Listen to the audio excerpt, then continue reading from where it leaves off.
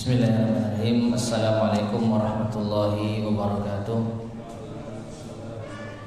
Innal hamdalillah nahmaduhu wa nasta'inuhu wa nastaghfiruh wa na'udzu billahi min shururi anfusina wa min sayyiati a'malina. Man yahdihillahu fala mudilla lahu wa man yudlil fala hadiya lahu. Wa asyhadu an la ilaha illallah wahdahu la syarika lahu wa asyhadu anna Muhammadan abduhu wa rasuluhu, amma ba'd. Ma'asyiral muslimin rahimani wa rahimakumullah. Alhamdulillah, kita lanjutkan kembali kajian kita, meneruskan pembahasan kitab memahami kalimat syahadat, kupas tuntas memahami kalimat syahadat menurut akidah Ahlussunnah wal Jamaah yang disusun oleh Ustaz Yazid Ibn Abdul Qadir Jawas hafizahullah ta'ala. Pada pertemuan yang lalu kita sampai pada pembahasan apa? Haji. Ya, sampai pada pembahasan haji, yaitu rukun yang kelima. Yang telah dibahas yaitu wajibnya bersegera untuk menunaikan ibadah haji berdasarkan dalil yang telah disampaikan. Demikian pula anjuran menunaikan ibadah haji. Kemudian ada beberapa poin, yaitu haji merupakan seutama-utama amal. Kemudian menjelaskan tentang haji mabrur dan seterusnya. Nah, sekarang kita lanjutkan halaman 30, yaitu poin yang D. Ya, poin yang D. Haji merupakan jihad bagi orang lemah dan wanita. Haji merupakan jihad bagi orang lemah dan wanita. Ma'asyiral muslimin rahimani wa rahimakumullah, yang dimaksud di dalam pembahasan kita kali ini adalah ada suatu kondisi yang apabila wanita itu tentunya tidak mampu untuk berjihad di jalan Allah. Wanita tidak mampu berjihad di jalan Allah Subhanahu wa ta'ala. Maka Allah Subhanahu wa ta'ala telah memberikan kepada mereka suatu amalan, yang amalan itu ibarat jihad bagi kaum laki-laki. Dan amalan itu adalah apa? Haji. Ya, amalan itu adalah haji. Dan perlu kita ketahui ma'asyiral muslimin rahimani wa rahimakumullah, jihad di dalam Islam merupakan amalan yang paling puncak. Sebagaimana sabda Rasulullah sallallahu alaihi wasallam dalam hadis yang diriwayatkan oleh Imam At-Tirmidzi, "Ra'sul amri al-Islam wa 'amuduhu as-shalah wa zirwatu sinamihi al-jihad." Ya, pokok dari segala urusan itu adalah Islam, dan tiangnya adalah salat, dan puncaknya adalah jihad. Maka jihad ya merupakan puncak dari ajaran agama Islam, yang mana agama Islam akan tegak dengan jihad fi sabilillah, akan tegak dengan jihad fi sabilillah. Namun tidak semua orang bisa jihad. Tidak semua orang bisa mendapatkan kesempatan jihad. Oleh karenanya Allah memberikan amalan lainnya yang setara dengan jihad, yaitu apa? Haji. Dari Al-Hasan bin Ali bin Abi Thalib radhiyallahu anhu. Siapa Al-Hasan? Cucunya Rasulullah sallallahu alaihi wasallam. Ia berkata, suatu ketika datang seorang lelaki kepada Nabi sallallahu alaihi wasallam. Lalu ia berkata, sesungguhnya aku seorang penakut dan lemah. Ya, maka Rasulullah SAW bersabda, kemarilah menuju jihad yang tiada peperangan di dalamnya, yaitu haji.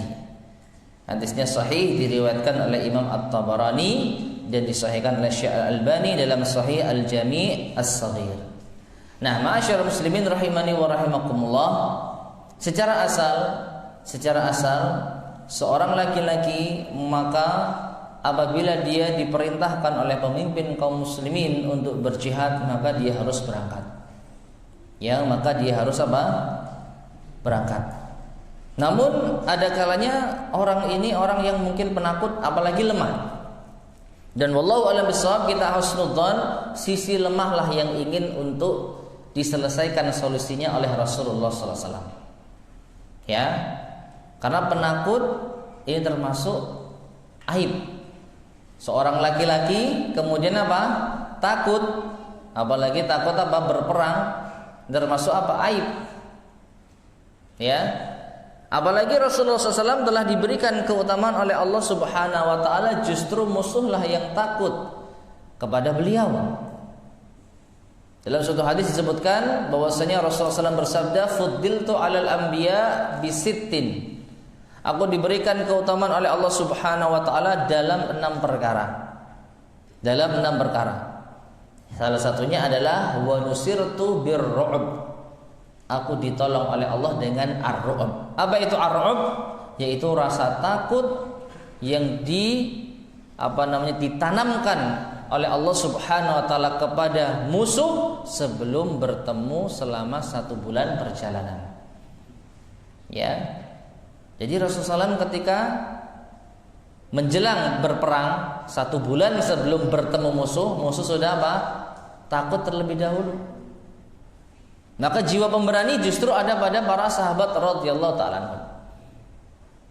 Sedangkan musuh justru mereka yang penakut.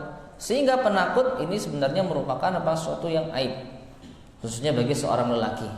Ya. Namun di sini ternyata orang ini bukan hanya takut saja tapi juga lemah.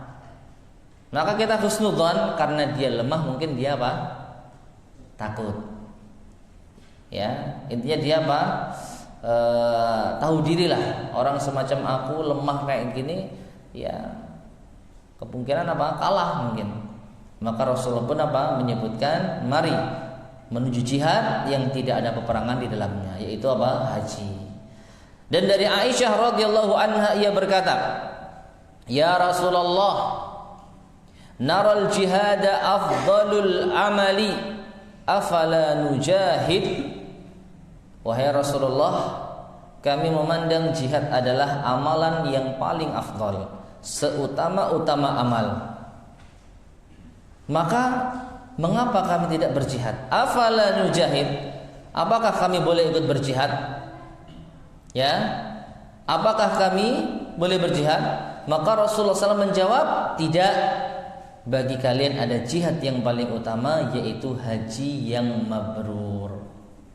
Haji yang apa? Mabrur. Maka Allah Subhanahu Wa Taala telah menempatkan wanita pada posisi yang mulia. Mereka tidak diwajibkan berperang di jalan Allah Subhanahu Wa Taala. Meskipun kita jumpai dalam sejarah, ya, para sahabiyat, ada di antara mereka orang-orang yang pemberani. Ada di antara mereka orang-orang yang apa? Tidak takut melawan musuh. Sehingga ma'asyiral muslimin rahimani wa rahimakumullah, wanita pada asalnya tidak diwajibkan berjihad. Tetapi Rasulullah SAW ya memberikan solusi bagi mereka, ada jihad yang tidak perlu untuk berperang, yaitu adalah haji yang mabrur. Kemudian beliau Al-Hafidhullah Ta'ala berkata, haji adalah pergi ke Baitullah di Makkah Al-Mukarramah pada bulan-bulan haji. Ini menunjukkan bahwasanya haji itu hanya satu tempat saja, yaitu di kota Makkah Al-Mukarramah pada bulan-bulan haji, yaitu bulan Syawal, Dzulqa'dah, dan 10 hari pertama di bulan Dzulhijjah. Sudah pernah kita sampaikan apa makna dari haji itu di bulan Syawal, Dzulqa'dah, dan 10 hari pertama di bulan Dzulhijjah? Ada yang bisa menjelaskan? Bukankah haji itu hanya di tanggal 8, 9, dan 10, 11, 12 atau 13 juga? Ya, bukankah haji hanya di bulan itu saja, di hari-hari itu saja? Mengapa disebutkan di sini haji itu pada bulan-bulan haji, yaitu Syawal, Dzulqa'dah, 2 bulan sebelum Dzulhijjah? Pernah kita terangkan di sini? Belum pernah? Lupa. Masya Allah.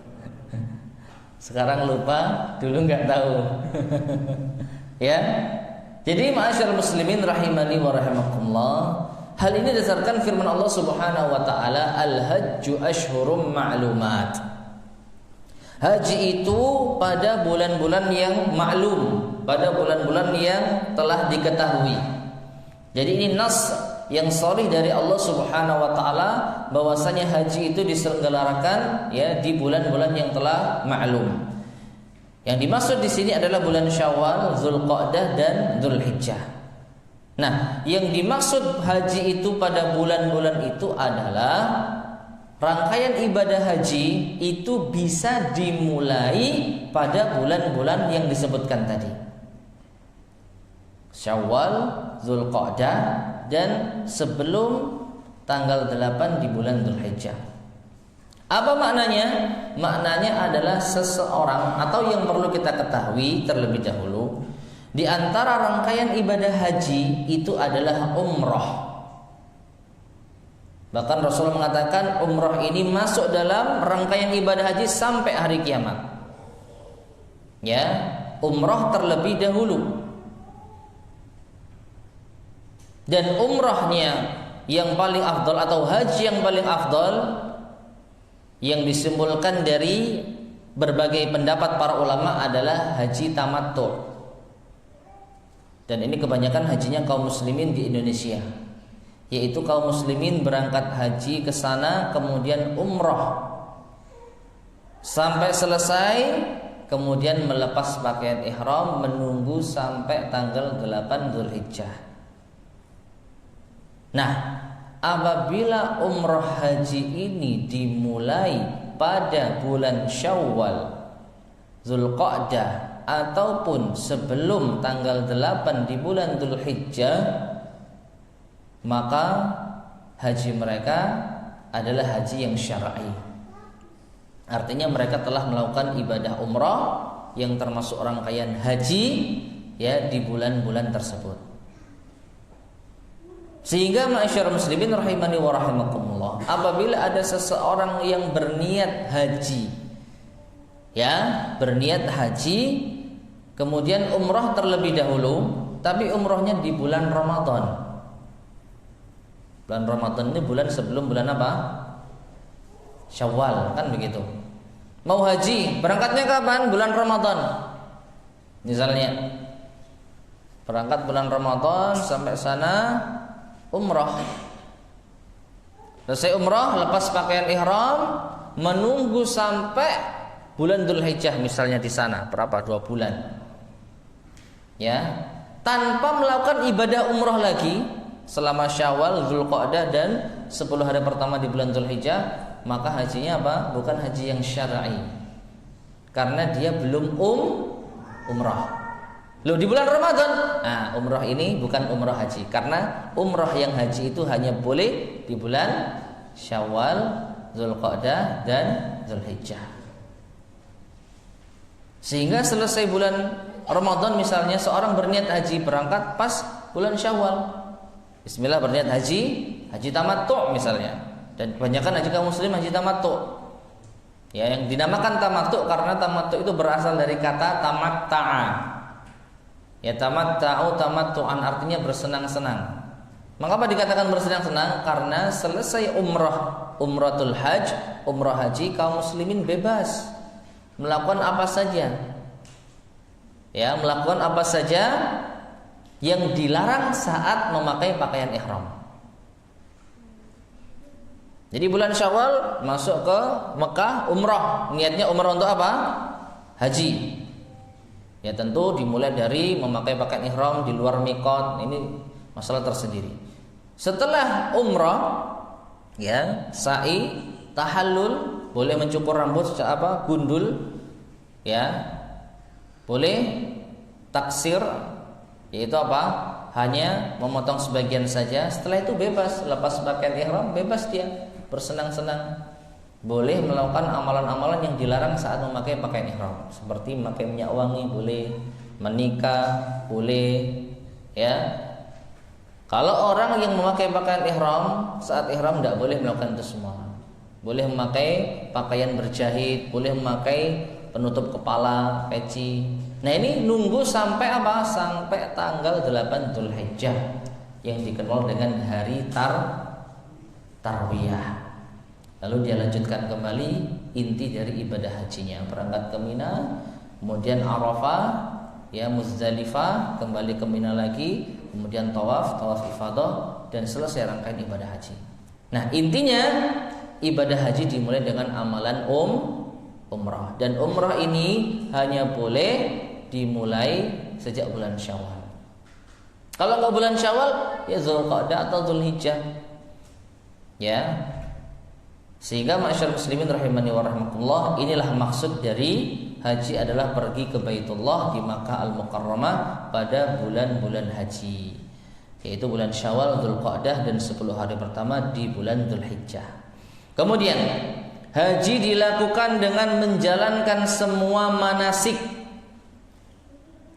amalan-amalan dalam ibadah haji yang telah diajarkan Rasulullah sallallahu alaihi wasallam. Berdasarkan sabda beliau sallallahu alaihi wasallam, "Khudhu anni manasikakum." Khudhu anni manasikakum. Ambillah dariku manasik-manasik kalian. Ya. Amalan-amalan yang ada dalam ibadah haji. Dan kita tidak panjang lebar menjelaskan tentang amali haji karena ini ada pelajarannya tersendiri.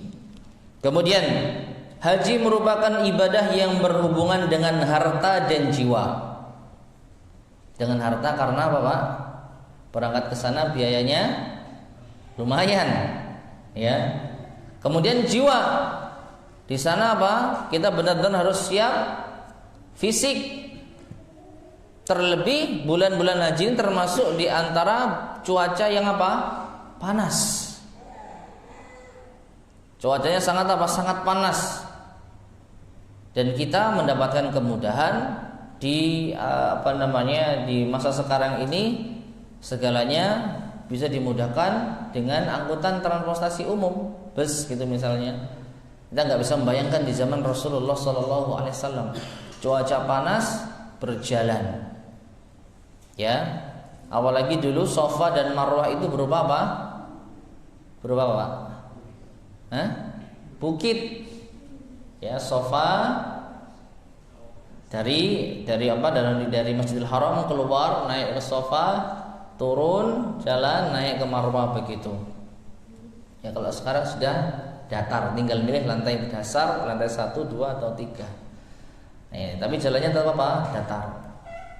Nah ini belum lagi setelah umrah itu, kemudian ketika hari tarwiyah berangkat dari tempat kita berada ke Mina.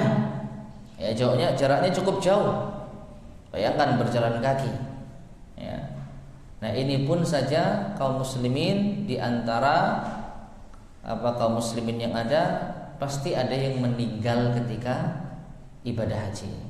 Berapa Pak tahun ini warga negara Indonesia yang meninggal? Ada yang mengikuti berita? Ratusan ya? Ya pokoknya ratusan ya. Nah ini Masya Allah, tiap tahun pasti ada yang meninggal, ya. Karena memang selain faktor takdir Allah Subhanahu Wa Taala, ya.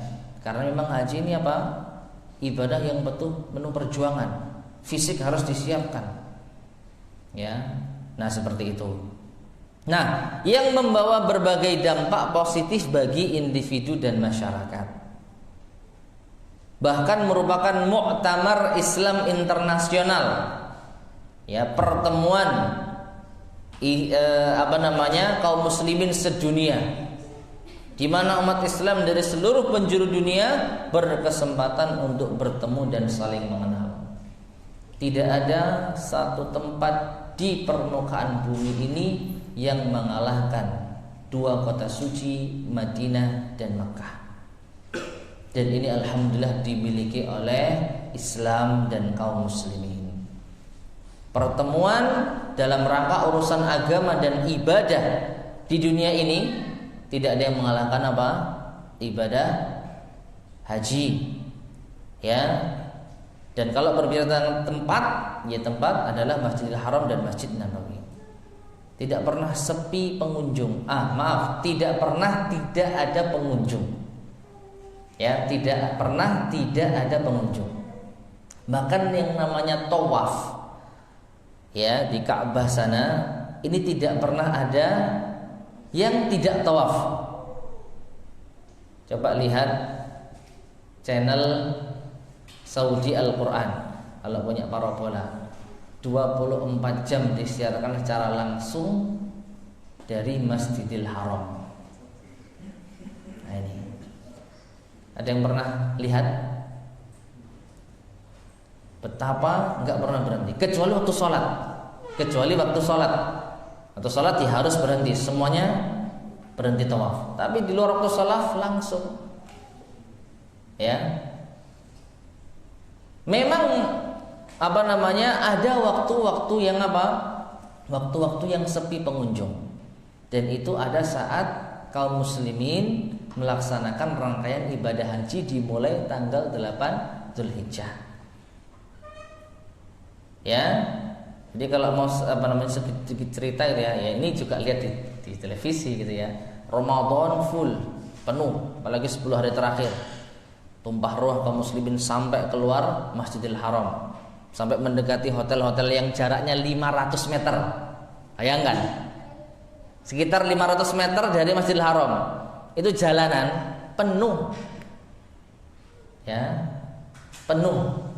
Selesai Ramadan mulai sepi, ya, mulai sepi. Kemudian bulan Syawal mulai ramai sedikit demi sedikit. Puncaknya bulan Dzulhijjah, sebelum tanggal 8 Dzulhijjah itu ramai lagi.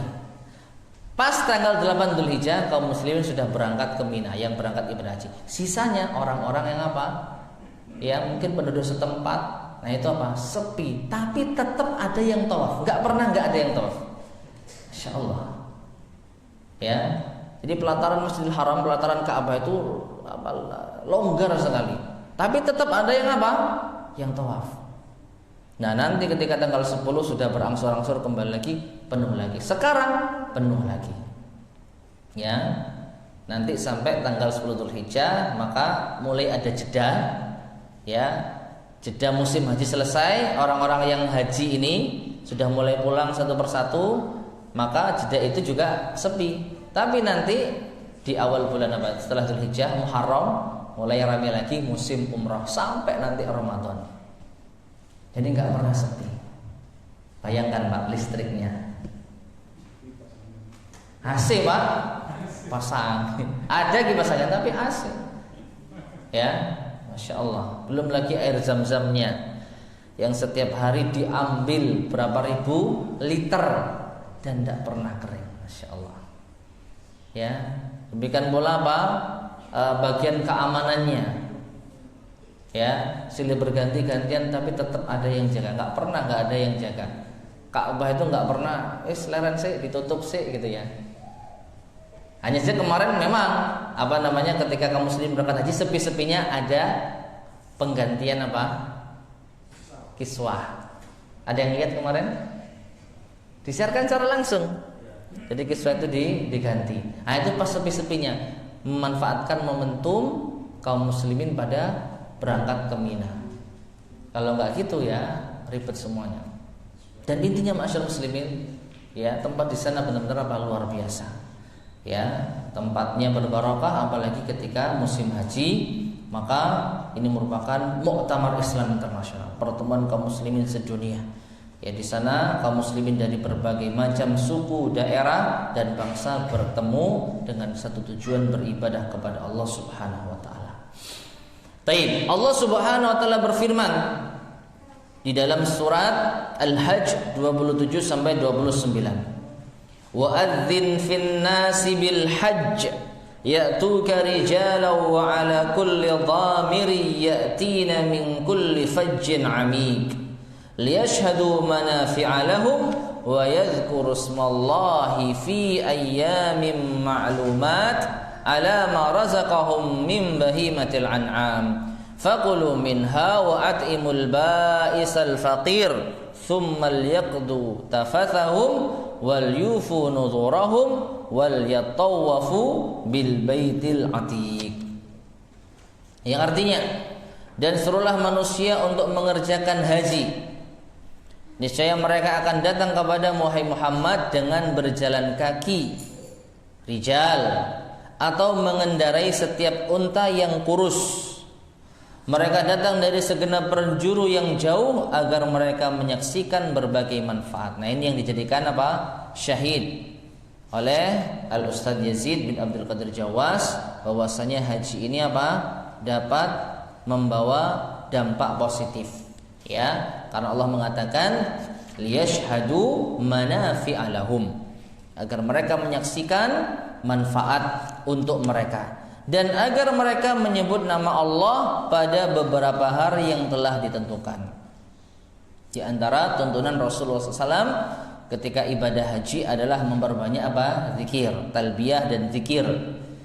Yang telah ditentukan atas rizki yang dia berikan kepada mereka berupa hewan ternak, maka makanlah sebagian darinya, dan sebagian lagi berikanlah untuk dimakan orang-orang yang sengsara dan fakir. Kemudian hendaklah mereka meninggalkan kotoran yang ada di badan mereka, menyempurnakan nazar-nazar mereka, dan melakukan tawaf sekeliling rumah tua, yaitu Baitullah. Ya, tawaf bil baitil atiq, tawaf di rumah yang tua, yaitu Baitullah al-Haram. Nah, ma'asyar muslimin rahimani wa rahimakumullah, ini yang disebutkan oleh Ustadz Yazid, ayat yang terkait dengan apa? Ibadah haji, manfaat yang didapatkan. Karenanya pahala haji sangatlah besar. Rasulullah sallallahu alaihi wasallam bersabda, "Al-hajjul mabrur laisa lahu jazaa'un illal jannah." Ya, haji yang mabrur tidak ada pahala baginya kecuali surga. Ya, tidak ada pahala bagi haji yang mabrur kecuali surga. Hadis riwayat Bukhari dan Muslim. Maka dari itu, ma'asyar muslimin rahimani wa rahimakumullah, karena ganjarannya sangat besar sekali, tantangannya juga besar. Khususnya di zaman sekarang. Ya, zaman sekarang rasanya nggak mungkin orang berangkat haji diem-dieman. Ya, moro-moro hilang, balik-balik haji, balik-balik sudah apa? Pasti ada orang yang tahu. Ya, memang kita di antara adab dalam safar adalah kita mewasiatkan kepada orang yang ditinggal. Secara nggak langsung orang tahu kita mau kemana, begitu. Namun ini menjadi tantangan tersendiri tatkala orang tahu kita mau berangkat haji, masya Allah. Ya, ada berbagai macam perasaan yang berkecamuk. Ingin dipuji, merasa bangga, ya, dan lain sebagainya. Tetapi kalau kita bisa meluruskan niat kita bisa melawan segala macam godaan-godaan ketika akan berangkat haji dan ketika akan pulang haji, maka balasnya sangatlah besar sekali. Al-hajjul mabrur laisa lahu jazaa'un illal jannah. Ya, maka dari itu mungkin kita tidak akan bisa 100% kita bersih hatinya untuk apa? Untuk bisa lillahi ta'ala, dalam artian tidak ada sedikit pun keinginan duniawi dari haji kita. Ayo paling tidak kita lawan. Jangan sampai aku takut teriak, enggak haji ajalah. Ini tambah salah. Ya. Saya khawatir saya kalau haji nanti muncul riya. Maka sudahlah saya enggak haji supaya saya enggak riya. Nah, ini tambah salah. Yang benar bagaimana? Ya lawan semampu kita. Yang penting kita sudah berusaha. Setiap ada perasaan untuk ingin dipuji, setiap ada perasaan untuk ingin riya, maka lawan. Kalau kita benar-benar ingin bersih dari riya, insya Allah Allah akan membantu kita. Tapi butuh perjuangan. Dan tinggalkan dan jauhkan berbagai macam sarana-sarana yang bisa apa? Yang bisa mendatangkan riya. Ya, jangan justru apa? Dikejar itu semua. Nah ini sebisa mungkin apa? Meminimalisir lah misalnya. Mungkin orang yang kita beritahu hanya tetangga sebelah kanan kiri. Ya. Maka ini diantara cara paling tidak meminimalisir adanya riya. Nah, kemudian ibadah haji ini diwajibkan pada tahun ke-6 Hijriah melalui firman Allah Subhanahu wa taala ya dalam surat Al-Imran ayat 97. Ini hanya disebutkan terjemahannya ya. Walillahi 'alan nasi hijjul baiti man istata'a ilaihi sabila. Kalau enggak salah bunyi ayatnya seperti ini. Nah, Al-Imran ayat 97, lafaz ayatnya ada di halaman 46. Ya, lafaz ayatnya ada di halaman 46. Walillahi 'alan nasi hijjul baiti man istata'a ilaihi sabila. Dan di antara kewajiban manusia terhadap Allah adalah melaksanakan ibadah haji di Baitullah, yaitu bagi orang-orang yang mampu mengadakan perjalanan ke sana. Kemudian selanjutnya, keterkaitan rukun-rukun Islam. Rukun-rukun Islam merupakan kesatuan yang saling terkait. Barang siapa yang melaksanakan rukun-rukun tersebut secara utuh, ia adalah seorang muslim yang sempurna imannya. Ya. Dan barang siapa yang meninggalkan keseluruhannya, ia adalah kafir. Ya. Enggak syahadat, enggak sholat, enggak zakat, enggak puasa, enggak haji. Semua rukun Islam ditinggalkan, maka kafir.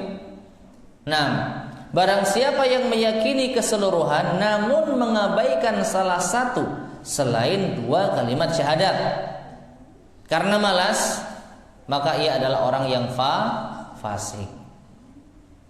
Meskipun ada beda pendapat di kalangan para ulama tentang masalah apa? Salat. Dan ini telah kita bahas. Ya, salat sebagian para ulama ada yang menjadikan orang yang orang yang tidak salat karena malas tetap kafir. Ya, tapi yang sahih wallahu alam berdasarkan apa yang telah dipaparkan oleh Al-Ustaz Hafizahullah Ta'ala, apabila dia masih meyakini wajibnya salat namun ia tidak salat karena malas, maka apa? Maka dia tidak keluar dari agama Islam. Dia muslim tapi fasik. Nah, barang siapa yang melaksanakan keseluruhannya dan mengakui secara lisan namun hanya kepura-puraan, ia adalah orang munafik. Taib, lebih parah mana, munafik atau fasik? Munafik. Ya, karena hakikat dari munafik adalah menampakkan keislaman dan menyembunyikan apa? Kekufuran. Jadi sebenarnya dia itu kufur. Dia tidak beriman. Hanya saja mungkin karena kemaslahatan duniawi dia apa? Bersyahadat, dia sholat, dia bayar zakat, bahkan dia haji. Tapi ini hanya apa? Kepura-puraan. Dia enggak mengimani semua yang ia amalkan. Ini hanya sekedar apa? Formalitas. Padahal hatinya apa? Kufur. Maka orang semacam ini adalah munafik. Nah, kemudian tujuan ibadah. Ibadah dalam Islam bukanlah sekedar bentuk dari kegiatan fisik. Lebih dari itu, ibadah mempunyai tujuan yang mulia. Salat misalnya tidak akan berguna jika orang yang melakukan salat tidak meninggalkan perbuatan keji dan mungkar. Perhatikan. Ya, karena di antara tujuan dan fungsi salat, innas salata tanha 'anil fahsya'i wal munkar. Sesungguhnya salat itu dapat mencegah dari perbuatan keji dan mungkar. Artinya salat yang benar, salat yang diterima dan salat yang bermanfaat apabila salat kita itu dapat mencegah perbuatan keji dan mungkar. Sehingga apabila salat itu tidak menjadikan kita meninggalkan perbuatan keji dan mungkar, maka salat itu salat yang tidak berguna. Namun jangan salah. Nanti akan dipakai, oh daripada saya salat enggak ada gunanya, mending enggak salat sekalian. Tambah parah. Ya. Maka ini sebenarnya sebagai apa? Sebagai motivasi, sebagai pengingat. Harusnya bagaimana berpikirnya? duh saya sholat kok tapi masih kayak gini keimanannya ya Allah. Nah ini akhirnya kita berusaha untuk mengoreksi apa yang salah dari sholat saya. Kok saya sholat tapi masih saja ya berbuat maksiat misalnya. Kok saya sholat tapi masih saja ya melakukan perbuatan dosa. Maka yang dikoreksi adalah diri kita. Ada apa dengan sholat kita? Kok enggak berfungsi dengan baik? Bukan malah justru ditinggalkan. Ya dengan alasan sholat gak sholat podoai. Sebenarnya gak sholat engkau nugunani. Nah ini adalah pemikiran yang salah. Ya tetap lebih baik kita sholat dengan senantiasa kita introspeksi diri. Semoga suatu ketika Allah benar-benar menjadikan sholat kita berfungsi. Ya, dan yang paling penting kita tetap sholat, kita tidak meninggalkannya. Ya, kita tetap sholat meskipun apa? Mungkin masih belum meninggalkan maksiat. Ini jauh lebih baik. Karena paling tidak ada amalan yang mungkin di salah satu gerakan sholat kita dinilai pahala oleh Allah Subhanahu Wa Taala. Sehingga dosa yang kita lakukan masih ada penyeimbangnya. Bayangkan kalau kita maksiat gak sholat, mau dapat pahala dari mana? Ya, wong orang yang sholat saja belum tentu sholatnya diterima. Tapi paling tidak kita bisa apa? Berharap semoga dengan sholat kita ini ada salah satu gerakan, salah satu sholat yang diterima, sehingga paling tidak bisa sedikit mengurangi beban dosa kita. Sehingga jangan salah faham, ya Ustadz mengatakan tidak berguna jika orang yang sholat tidak meninggalkan perbuatan keji dan mungkar, bukan berarti kita boleh meninggalkan sholat dengan alasan ya orang masih maksiat. Nantilah kalau sudah nggak maksiat tak sholat, ini tambah salah. Demikian pula puasa. Tidak akan bermanfaat ketika orang yang melakukan puasa tidak meninggalkan perbuatan dusta. Man lam yada' qaula zur wal 'amala bi falaysa lillahi hajatun fi an yada'a ta'amahu wa syarabahu. Kata Nabi SAW, barang siapa yang tidak meninggalkan qaula zur, ucapan kotor, wal 'amala bi, dan perbuatan kotor, maka Allah tidak butuh ia tinggalkan makan dan minumnya. Artinya Allah tidak butuh puasanya. Nah ini. Tapi juga sama. Jangan menganggap berarti kalau orang masih suka bujuan mending gak puasa sekalian. Ini justru salah. Ya. Ini keliru. Hanya saja sebagai motivasi. Waduh, saya ini puasa kok masih suka lisan ini masih gak terjaga ya. Maka introspeksi. Bukan justru puasanya yang ditinggalkan, tapi lisan kita yang diperbaiki. Ya. Sehingga ma'asyar muslimin rahimani wa rahimakumullah, ketika ada orang, kasus nih misalnya, ketika ada orang berniat puasa di pagi hari, kemudian di tengah-tengah siang dia emosi dengan emosi yang sangat memuncak. Akhirnya keluarlah segala macam kalimat-kalimat sakti gitu ya. Segala macam kebun binatang. Kebun binatang ya. Kebun binatang Surabayaan misalnya. Nah ini. Ya, keluar semua sumpah serapah dan lain sebagainya. Lalu dia membatalkan puasanya dengan alasan khilaf saya batal puasaku ini. Maka ini keliru. Ya, keliru. Mengapa? Karena mengatakan ucapan kotor dan berbicara kotor ini bukan termasuk pembatal puasa. Hanya saja setelah dia sadar istighfar.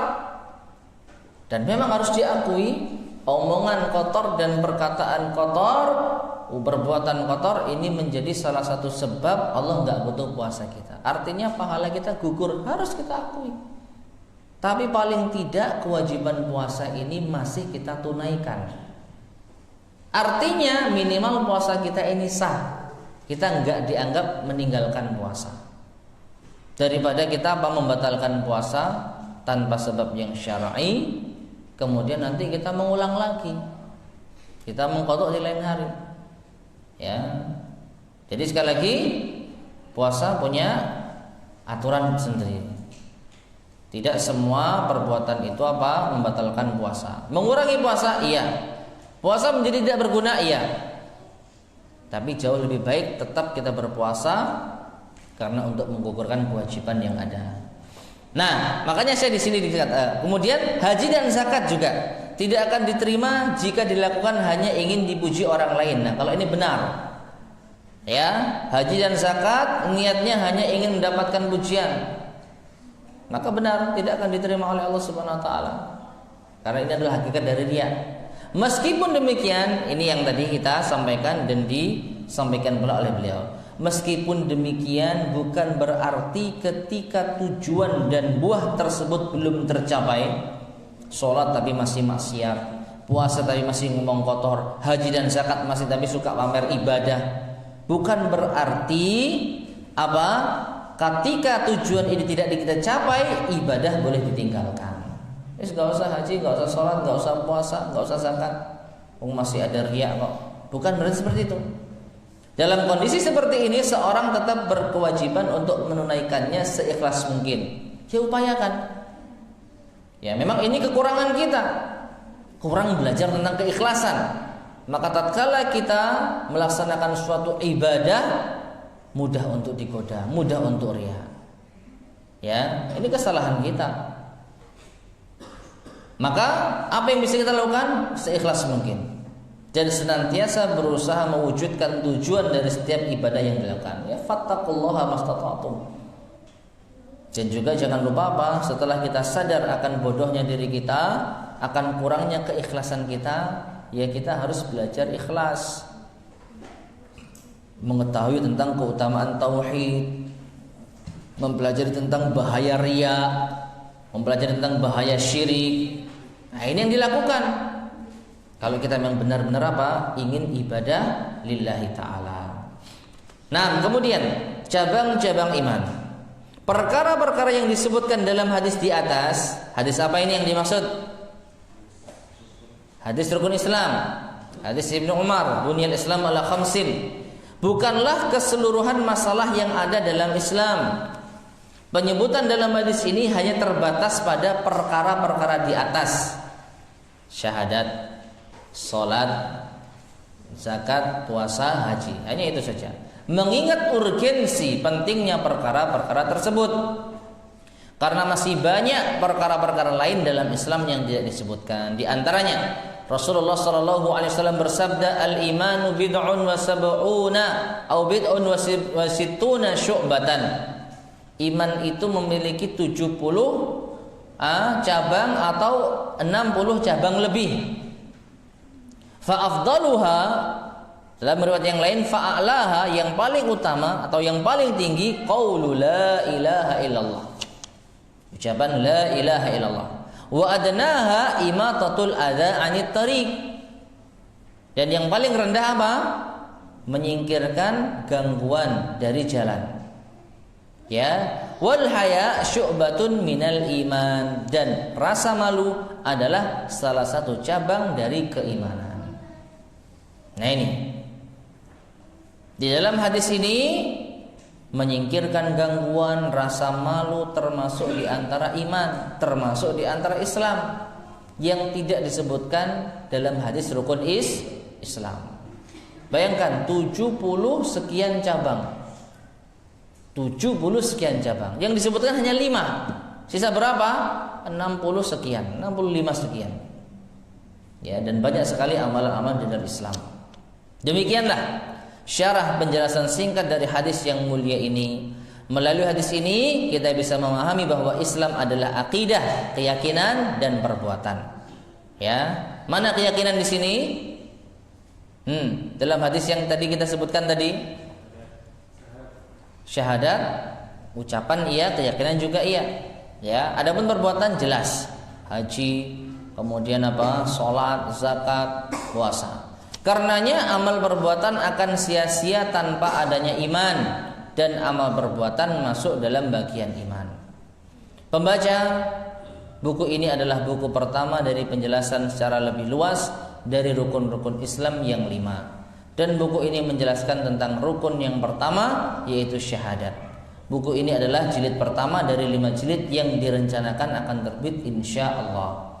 Adapun buku ini memuat penjelasan tentang makna syahadat, persaksian, kemudian kedudukan 2 kalimat syahadat dalam syariat Islam dan keutamaannya, makna, rukun, serta syarat-syarat syahadat la ilaha illallah, penjelasan kalimat tauhid dan keutamaannya, makna syahadat Muhammad Rasulullah, pembatal-pembatal syahadat, dan lain-lainnya.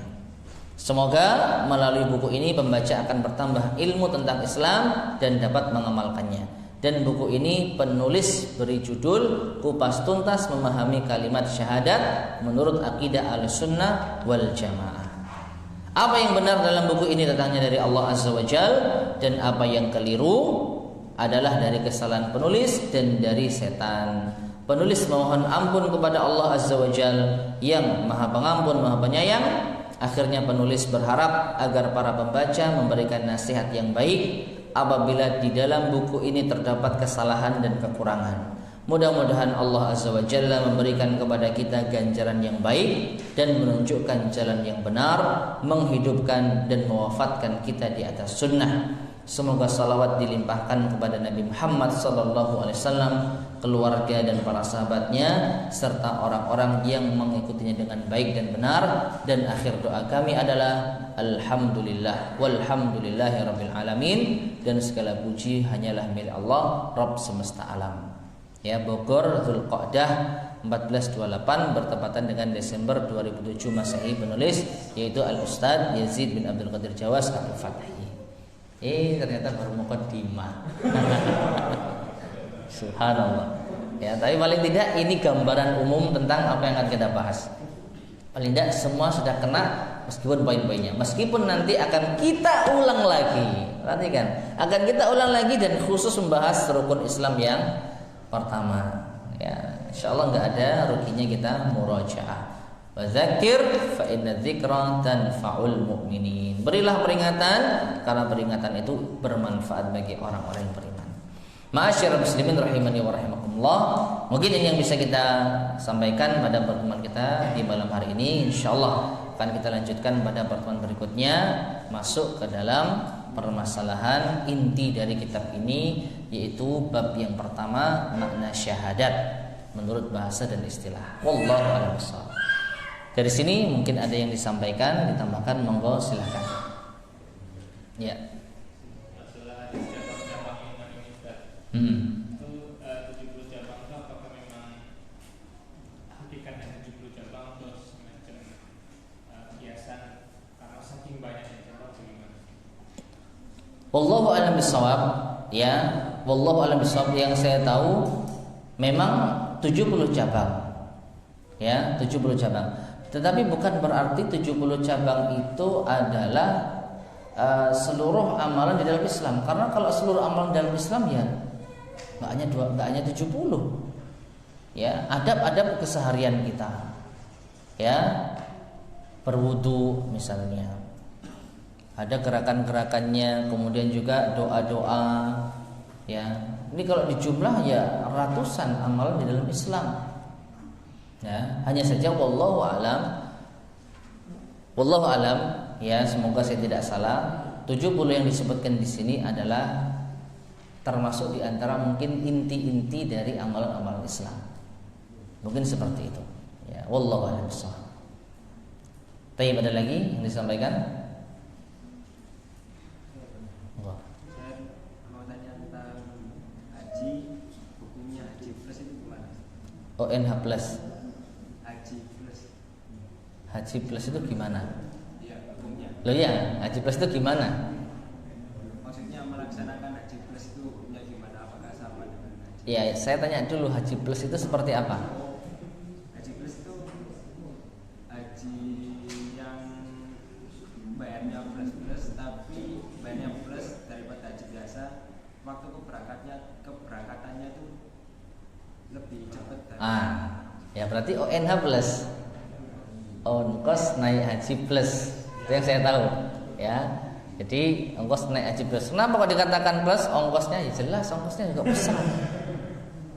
Loh, tambah besar kok tambah sedikit waktunya? Nah, karena mereka mengambil apa? Mengambil efektivitas. Waktu efektif haji, ya, waktu efektif haji itu tidak kurang dari 4 atau 5 hari. Ya, tanggal 7 tiba di Mekah misalnya, langsung umroh. Selesai umroh cuma berapa jam? Ya, pendek. Santai-santai mungkin 5 jam selesai. Kalau cepat mungkin 2-3 jam, 2 jam mungkin selesai. Setelah itu lepas pakaian ihram, bebas, besok pakai lagi hari tarwiyah sampai tanggal 13. Cuma 5-6 hari. Efektifnya seperti itu. Nah, kenapa kok berbulan-bulan, sebulan penuh? Ya wallahu alam. Berbagai macam pertimbangan, apalagi ngurusi orang se-Indonesia Raya. Ya. Kalau semuanya berangkatnya pas tanggal 7, wah, ngaturnya gimana? Ada berapa kloter Pak Indonesia ini? Satu kloter berapa gelombang? Ini kalau semuanya berangkatnya mepet. Subhanallah. Makanya ada berangkat yang duluan di Madinah dulu. Ya, tenang dulu di Madinah. Kemudian mendekati bulan Dzulhijjah atau bulan Dzulhijjah hari keberapa datang ke Mekah. Memang ada waktu tertentu yang mereka tidak mau berjubel di Masjidil Haram. Yaitu tanggal 7 pasti, karena semua kloter ngumpul di situ. Nah, yang sudah dari Madinah selesai ibadah haji cepat-cepat pulang. Yang baru tiba di awal Dzulhijjah gantian yang ke Madinah. Supaya ngaturnya enak. Ya, ini kebijakan pemerintah kita yang patut kita apresiasi. Ya, ingat ngurusi orang loh ya. Orang ini. Dan setiap orang punya kepentingan, punya apa? Maidu semua ini. Ya kalau ngurus ya binatang gampang. Ini ngurusi orang. Maka butuh perjuangan, butuh kesabaran, dan butuh apa? Jadwal yang benar. Nah, ada pun orang yang ONH plus, ya ini jalurnya beda. Wallahu alam teknisnya seperti apa. Tetapi ketika kita sudah paham, berarti hari efektif haji hanya 6-7 hari atau 5-6-7. Berarti lebih dari itu 2 minggu ya sudah sangat cukup. Asalkan terpenuhi semuanya. Asalkan terpenuhi semua syarat dan rukunnya. Jadi hukumnya bagaimana? Ya, sah. Kalau memang semua syaratnya terpenuhi. Ya, mungkin seperti itu. Wallahu a'lam bishawab. Nah, ada lagi yang disampaikan? Ya. Kalau yang umrohnya dimulai, umroh hajinya di bulan Syawal, itu apa? Setelah itu harus tinggal di Mekah atau boleh keluar dari Mekah? Wallahu a'lam bishawab. Saya kurang paham ya, apakah harus tinggal ataupun tidak. Tapi kalau boleh usul, ya mending nunggu di sana, Pak. Ya, dalam artian kalau memungkinkan ya.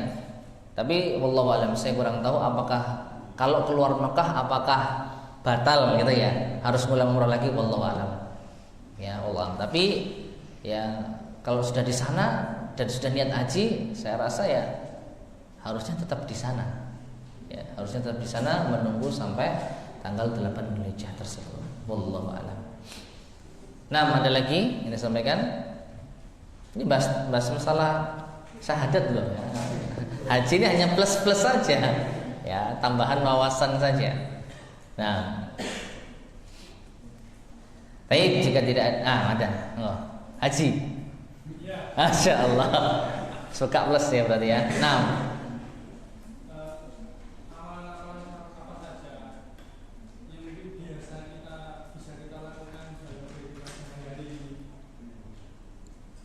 yang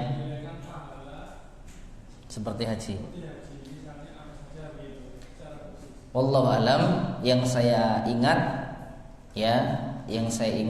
di antaranya adalah iktikaf di bulan Ramadan atau umrah di bulan Ramadan. Ya, umrah di bulan Ramadan. Salah ketika Rasulullah SAW pernah berkata kepada seorang wanita, "Mengapa engkau tidak haji bersama kami?" Jadi wanita ini enggak haji. Kemudian ternyata wanita menjawab, ya saya sedang ada urusan atau banyak keperluan ya Rasulullah. Intinya dia tidak berangkat haji karena uzur. Maka Rasulullah menganjurkan kalau begitu ya umrahlah di bulan Ramadan. Fa innahu ta'dilul hajj. Karena ia setara dengan haji. Ya, demikian pula apa? Salat 2 rakaat setelah syuruk, ya, dengan syarat apa? Setelah subuh dia tinggal di masjid dan tidak melakukan apa-apa kecuali yang sifatnya zikir. Bicara nggak apa-apa, tapi bicaranya yang apa? Baik, ya, bicara yang tidak keluar dari pelanggaran-pelanggaran terhadap syariat.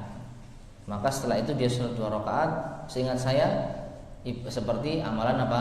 Haji, ya, ataupun umrah. Wallahu a'lam. Itu yang saya ingat. Ya, selebihnya mungkin ada yang lainnya, Allah a'lam. Mungkin seperti itu. Ya. Ada lagi yang tanyakan?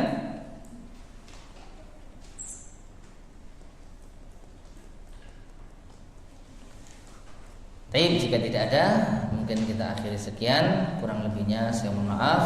Subhanakallahumma bihamdika asyhadu an la ilaha illa anta astaghfiruka wa atubu ilaik. Walhamdulillahirabbil alamin. Wassalamualaikum warahmatullahi wabarakatuh.